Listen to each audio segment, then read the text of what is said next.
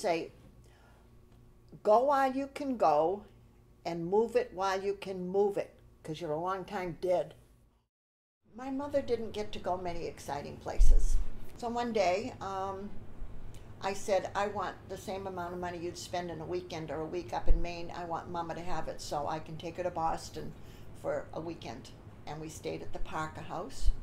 We stayed on the 14th floor. But one night we got off on the 12th floor by mistake, because instead of having a couple of glasses of wine, it was more reasonable to have a carafe.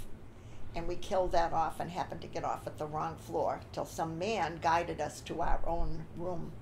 But what was the hair that broke the camel's back was when she said, I want to walk through the combat zone and flip my butt.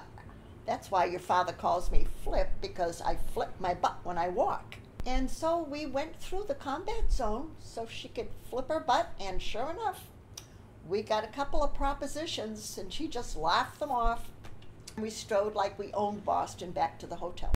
My mother was a real neatnik when it came to the gardening and the landscaping and all that. She said, go out and trim the bushes.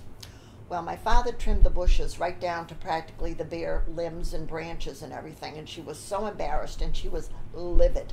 So that night when it got dark, she went up into her bedroom and she took down a lot of her underwear and decorated those poor bushes with her underwear, whether it be corsets, girdles, nylons, bras. She had it hanging out there. Well, in the morning, the neighbors were coming up, knocking on the door, laughing, and a picture was taken, I swear, by some photographer in a newspaper, but we never got to see it. Maybe in those days it was considered X-rated and they wouldn't put it in the paper.